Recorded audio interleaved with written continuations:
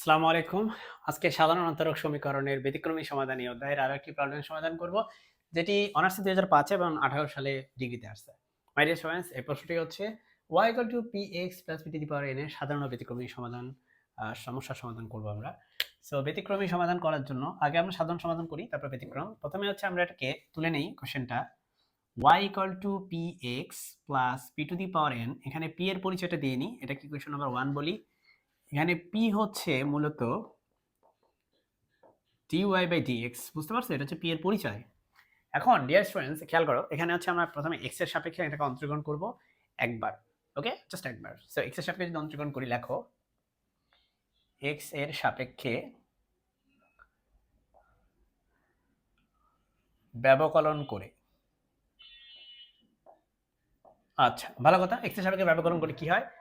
y হয়ে যায় dy by dx,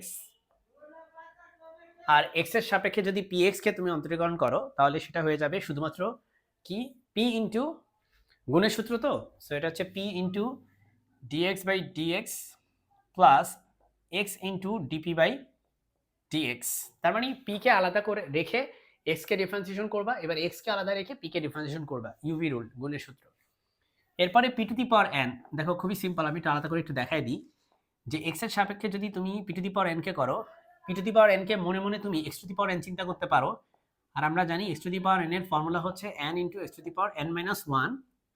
similarly p to the power n এর formula হবে n into p to the power n minus 1। কিন্তু p তো আসলে x না, আমরা ধরে নিয়েছি x। সো এরপরে এবার p কেও তুমি ডিফারেন্সিয়েশন করবা, সেজন্য সেটা হয়ে যাবে dp বাই dx। চলো এটা আমরা এখানে রিপ্লেস করি। সরি, তাহলে এটা হয়ে যাবে n into p to the power n minus 1 into dp by dx। ঠিক আছে, এবার খেয়াল করো, এই জিনিসটা হচ্ছে 1, dx বাই dx এটা হচ্ছে 1। ঠিক আছে, সো এখানে শুধুমাত্র রাইট সাইডে থাকে শুধু p plus x dp by dx, আর এদিকে থাকে হচ্ছে যা আছে তাই, কোনো চেঞ্জ করব না।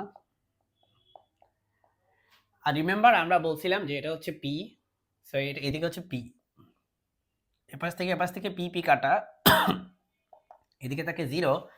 এখানে dp বাই dx কমন নিলে থাকে x plus n into p to the power n minus 1। ঠিক আছে, এখান থেকে তুমি বলতে পারো হয় এই জিনিসটা 0, dp বাই dx হচ্ছে 0, অথবা অথবা তুমি বলতে পারো যে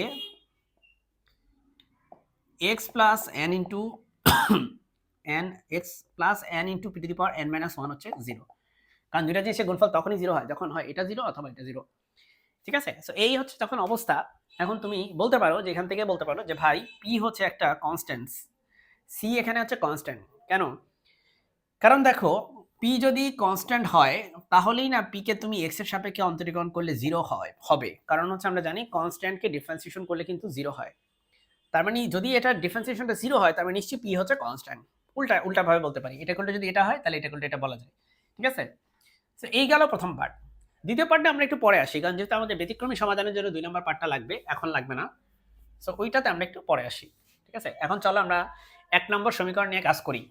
সো এখানে আমরা 1 নং সমীকরণ হতে লিখতে পারি, 1 নং হতে আমরা লিখতে পারি, দেখো y ইকুয়াল টু লিখতে পারি p এর জায়গায় কি লিখবো? c লিখবো। সো এটা হবে cx plus c two the power n। এটা হচ্ছে আমাদের সাধারণ সমাধান। ঠিক আছে, সো এটা হচ্ছে সাধারণ সমাধান। এরপরে আমরা ব্যতিক্রমী সমাধান বের করব। ব্যতিক্রমী সমাধান, তার আগে আমি একটু সরে যাই যাতে তুমি আসলে পুরো স্ক্রিনটা দেখতে পারো, একটু নোট নিতে পারো সেজন্য।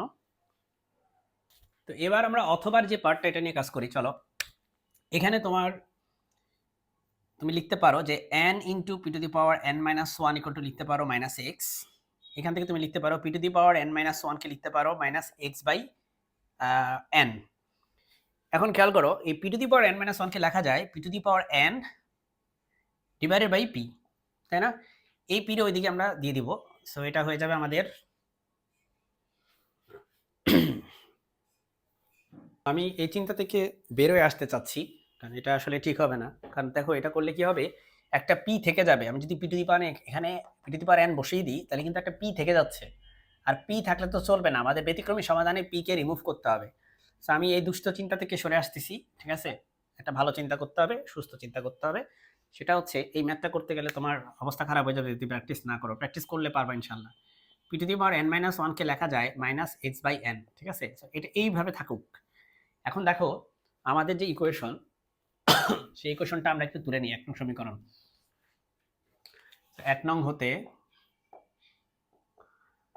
আমরা লিখতে পারি, দেখো y ইকুয়াল টু, দেখো কি আছে এখানে, px plus P to the power n আছে, px plus P to the power n আছে, ভালো কথা। এখান থেকে আমরা একটা p কমন নিতে পারি, p কমন নিলে আমাদের থাকে এখানে x, আর এখান থেকে p কমন নিলে থাকে P to the power n minus one, ঠিক আছে? যদি বুঝতে না পারো যে কিভাবে থাকে, খেয়াল করো, এই p এর সাথে এটা গুণ করো, তাহলে এটা হয়ে যায় px, আবার এটার সাথে এটা গুণ করো, তাহলে এটা p into P to the power n minus one, আর এখানে প্লাস ওয়ান। সো এই আমরা জানি এইটুকুতে কি হবে, 1 প্লাস n মাইনাস ওয়ান, মাইনাসে প্লাসে কাটা, তাহলে P to the power n হয়, সেটা কিন্তু আবারও ব্যাক করতেছে। সো আশা করি এটা বুঝতে পারছো। এখন আমরা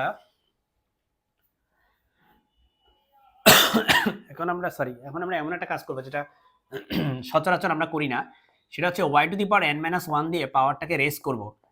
y to the power n minus মানে n মাইনাস ওয়ান দিয়ে রেস করব সবাইকে। সবার পাওয়ার হচ্ছে n মাইনাস ওয়ান রেস করা হবে। এর পিছনে কারণ আছে। কারণটা হচ্ছে আমার কাছে এখানে এই n মাইনাস ওয়ান রিলেটেড জিনিসের মানে সূত্র আছে। এই p এরটা আসলে আমাদের জানা নাই, কিন্তু p to the power n minus one এর ভ্যালু জানা আছে। মানে আমি p চাচ্ছি না ইকুয়েশনে, সোজা কথা, p চাচ্ছি না, আর p রিমুভ করতে চাচ্ছি। সো যাই হোক, y to the power n minus one আছে ভাই, এই p to the power n minus one মানে লেখা যায় মাইনাস x বাই n লেখা যায়, x প্লাস আবারও এই p to the power n minus one লেখা যায় হচ্ছে কি মাইনাস x বাই n। আচ্ছা, এবার তুমি লিখতে পারো, এখানে লসাগু করতে পারো, তাহলে একটা নিচে n থাকে, উপরে হয়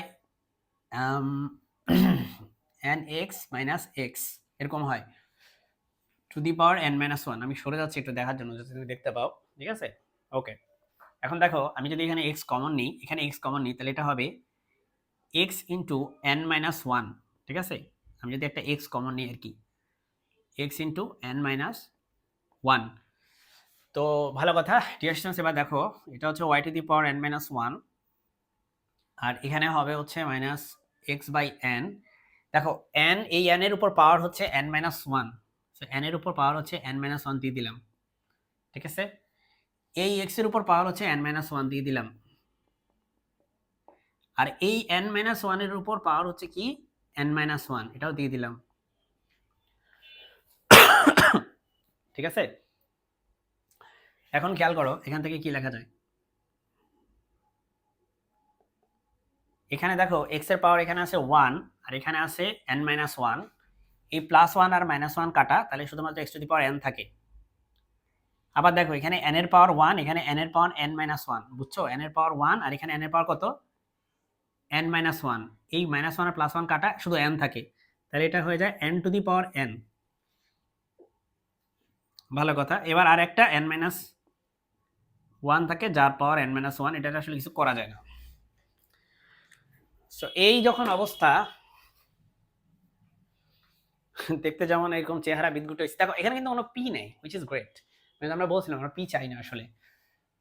এরপরে আমরা লাস্ট টাইমটা লেখার জন্য আমরা ওই পরের পেজে, পরের পাশে চলে যাবো, ওই পাশে। তো এখানে এই নিচে যে n minus n to the power n আছে, এটা দিয়ে সবাই গুণ করো, তাহলে এটা হয়ে যায়। আচ্ছা, এদিকে জায়গা কম আছে, তাহলে কাজ করি, এদিকে লিখি, ওকে? তাহলে এখন দেখো এটা হয়ে যাবে n to the power n দিয়ে গুণ করব into y to the power n minus one, আর এ পাশে হয়ে যাবে minus x to the power n into n minus one to the power n minus one, ঠিক আছে? আমি বইয়ের সাথে ভেরিফাই করে নিছি, ডোন্ট ওয়ারি। সো এটা হচ্ছে n to the power n দিয়ে সবাইকে গুণ করছি, করে এরকম পাইছি। এখন এরপরে আমরা যেটা করব, আমরা সবগুলারে এক সাইডে নিয়ে আসবো, মাইনাস আছে তাই এই পাশে আনলে প্লাস হয়ে যাবে।